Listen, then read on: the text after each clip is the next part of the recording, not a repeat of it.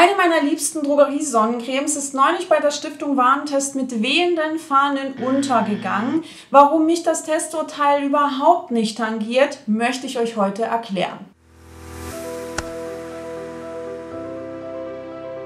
Die Stiftung Warentest ist eine gemeinnützige Verbraucherorganisation, die von der Bundesrepublik Deutschland gegründet wurde. Diese Organisation steht laut eigenen Angaben den Menschen in Deutschland zur Seite und lässt sich unter anderem von ihrem Anspruch auf Transparenz leiten. Sie testet unter anderem verschiedene Produkte nach ihren eigenen Prüfkriterien und bewertet diese nach dem Schulnotensystem. Dass die Stiftung Warentest einen großen Einfluss hat, habe ich kurz nach der Veröffentlichung des Sonnencreme-Testberichts am eigenen Leibe zu spüren bekommen, denn ich habe etliche Nachrichten, aber auch lange E-Mails erhalten, in denen mir panisch berichtet wurde, dass man ja jetzt gar nicht wisse, was man mit seinen Sonnencremes anstellen soll, denn die würden ja angeblich den Schutz gar nicht erreichen, weil das ja bei dem Test der Stiftung Warentest rausgekommen ist. Manche andere wiederum waren extrem vorwurfsvoll und haben mir eine Mitschuld an dem Schlamassel gegeben, haben ihre Sonnencreme gleich weggeworfen und mir vorgeworfen, ich wäre absolut verantwortungslos, solch ein Produkt in die Kamera zu halten oder es eben gut zu finden, wenn es denn gar nicht schützen würde, obwohl ich ja gar nicht Hersteller oder gar Vertreiber dieser Produkte bin. Und das zeigt halt auch, dass viele Menschen der Stiftung Warentest vertrauen und dass sie natürlich auch Kaufentscheidungen beeinflussen kann. Dementsprechend wundert es mich auch nicht, dass manche Personen nach gewissen Testurteilen verunsichert sind und versuchen, einen Schuldigen oder in diesem Fall eine Schuldige dafür zu finden. Ich habe mir den Testbericht zu Sonnencremes für Kinder für 4,90 € gegönnt und ganz genau angeschaut und werde jetzt auf einige Punkte eingehen, die mir einfach beim Durchlesen dieses Berichts aufgefallen sind. Ihr könnt all diese Punkte und auch all meine Ergebnisse zu dieser langen Recherche auch auf meinem Blog nachlesen, falls ihr das einfach nochmal verinnerlichen möchtet. Und ich möchte an dieser Stelle auch nochmal sagen, dass ich möchte oder dass ich auch davon ausgehe, dass wenn Content Creator oder Creatorin oder andere Personen auf meine Informationen zurückgreifen, dass sie mir auch Credit geben. Denn ich habe in letzter Zeit mal wieder super viele Sachen gesehen, die mir nicht so gut gefallen haben. Also dass 1:1 meine Aussagen übernommen wurden, aber kein Credit gegeben wurde und Menschen in diesem Sinne auch gerne so tun, als wären ihnen diese ganzen Sachen plötzlich eingefallen oder als hätten sie da ewig lang selber dran recherchiert. Das ist wahnsinnig viel Arbeit. Also ich habe wirklich Tage damit zugebracht, zu dieser Thematik zu recherchieren und auch Menschen zu kontaktieren. Und deshalb finde ich, ist das Mindeste, dass wenn man sich an solchen Informationen bereichert und diese vielleicht sogar für sich selber monetarisieren möchte, dass man den entsprechenden Personen Credit gibt oder sie wenigstens als Quelle nennt. Ihr müsst nichts dafür bezahlen. Ich verlange keine Bezahlung. Dieser ganze Artikel und dieses Video ist nicht hinter einer Paywall versteckt, aber wenigstens Credit geben sollte drin sein.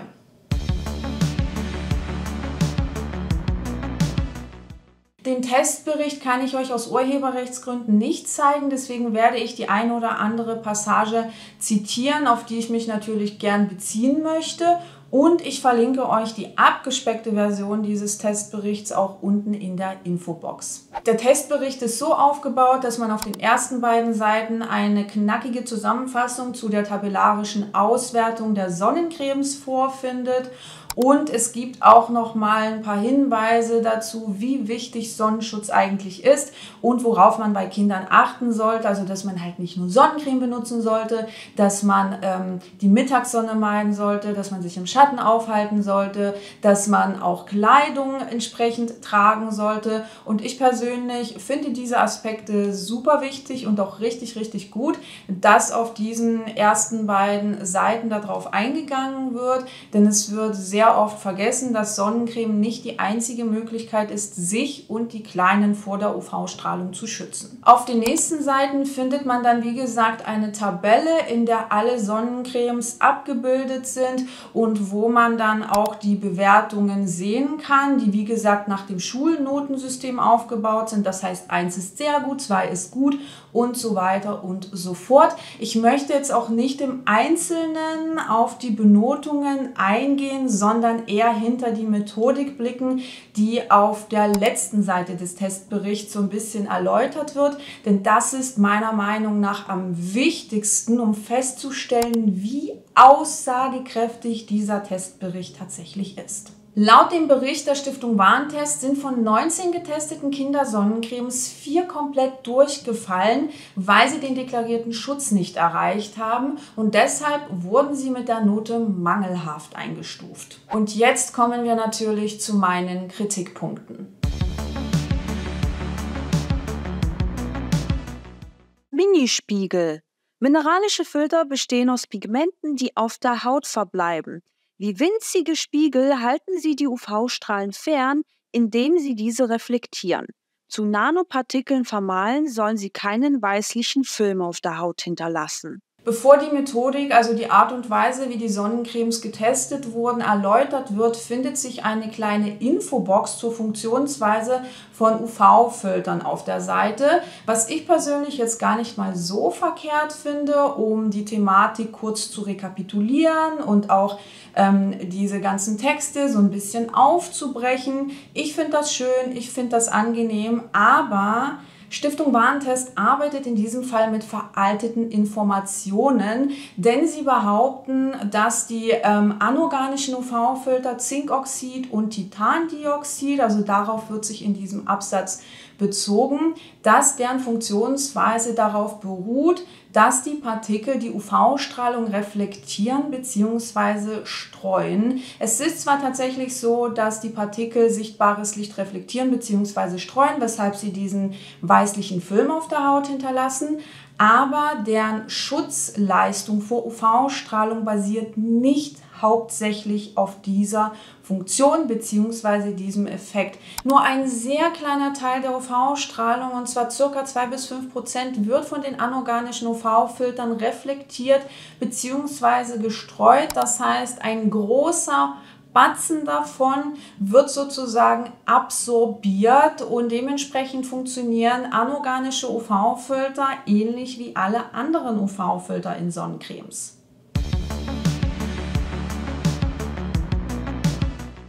Wir ermittelten den Sonnenschutzfaktor und den UVA-Schutz mittels HDRS-Methode. Sie kombiniert einen sogenannten In-vitro-Test mit einer Prüfung an freiwilligen Testpersonen, bei der keine Hautrötung erzeugt wird. Auch wenn die Methodik zum Teil erläutert wird und wir erfahren, wie die Sonnenschutzmittel getestet wurden, fehlt es meiner Meinung nach an weiterführenden Informationen, um diesen Testbericht einzuordnen. Die Sonnencremes wurden vorab mit der HDRS-Methode überprüft, um zu schauen, ob sie den deklarierten Schutz auf der Verpackung erreichen, und dieser Teil hat auch einen großen Anteil an der Gesamtbewertung eingenommen, nämlich 55%. Allerdings ist wichtig zu wissen, dass die HDRS-Methode keine anerkannte bzw. standardisierte Methode zur Überprüfung der Schutzleistung ist. Das heißt, Kosmetikhersteller greifen auf andere Methoden zurück, um ihre Sonnenschutzmittel zu testen. Diese richten sich an international standardisierten Methoden. Das bedeutet, nur um es einfach ganz grob zu erklären, dass diese Prüfmethoden genauen Vorgaben unterliegen, an denen sich sozusagen auch orientiert wird.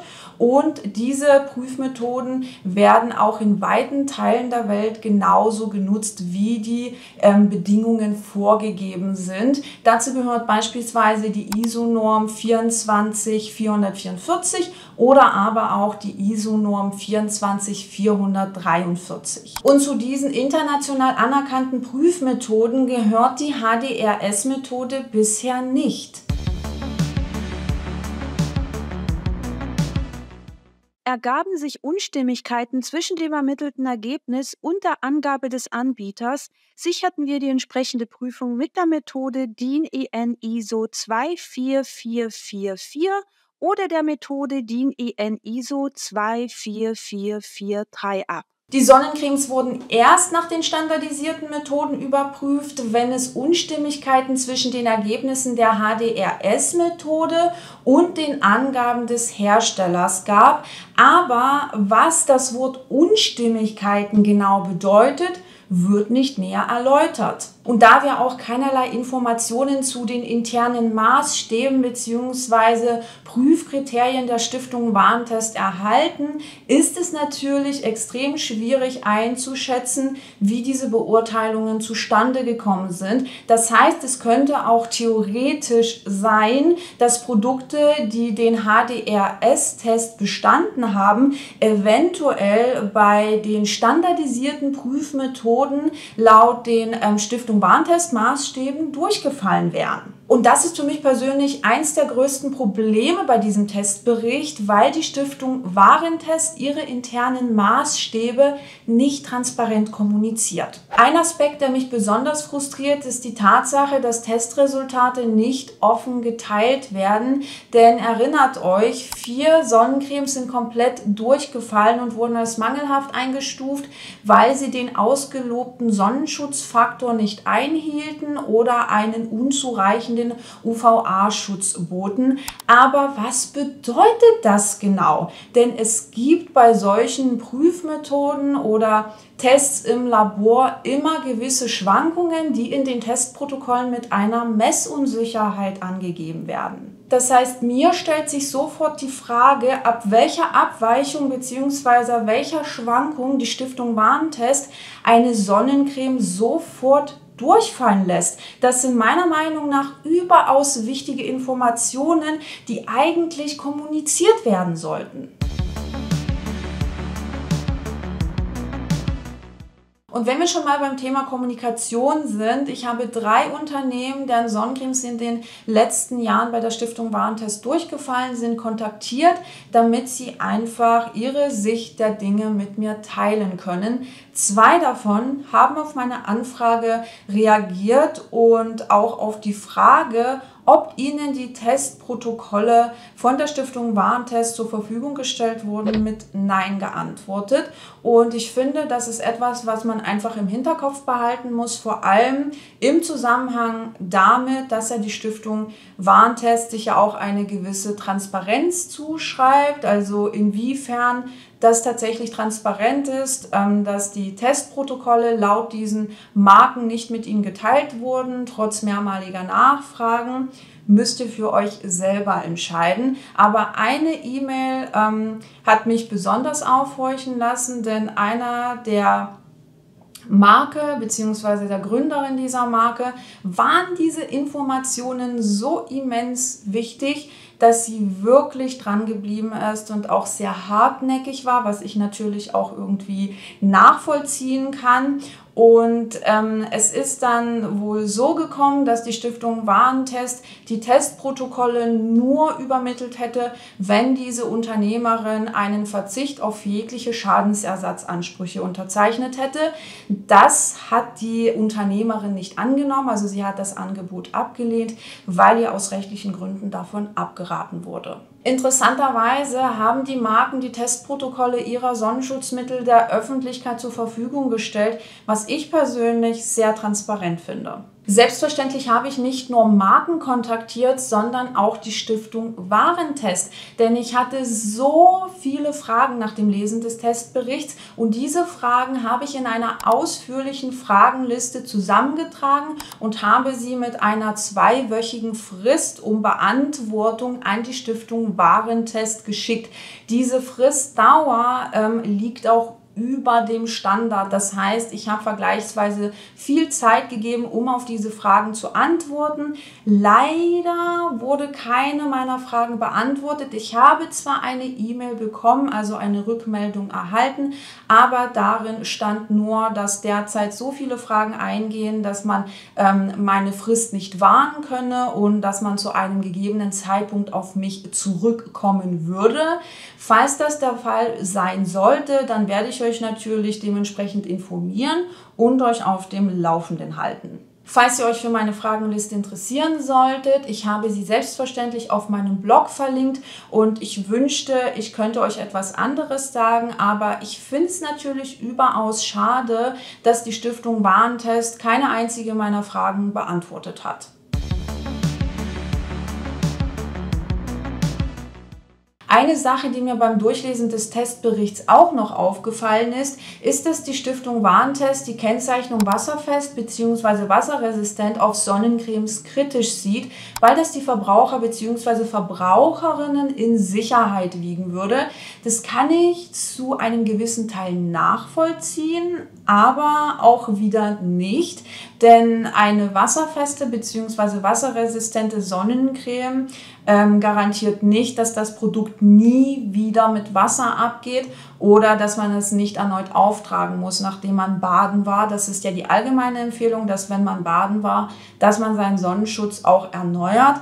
Denn das bedeutet eigentlich nur, dass noch mindestens 50% der Schutzleistung nach 40-minütigem Baden oder Schwimmen erbracht werden kann. Und hierfür existieren gesetzliche Vorgaben und Prüfmethoden. Das heißt, diese wasserfest bzw. wasserresistent Kennzeichnung auf den Sonnenschutzmitteln darf nur auf dem Produkt stehen, wenn diese Sonnencremes auch entsprechend getestet wurden. Und deshalb frage ich mich einfach in diesem Zusammenhang, ob das so ein gutes Signal aussendet, wenn man das Einhalten dieser gesetzlichen Vorgaben als kritisch betrachtet. Denn die UV-Strahlung ist auch im Wasser vorhanden, deshalb finde ich es persönlich gar nicht mal so problematisch, dass Produkte entsprechend getestet werden. Und man findet natürlich auch auf den Sonnenschutzmitteln immer noch mal eine Erklärung auf der Rückseite, was es mit der Wasserfestigkeit auf sich hat.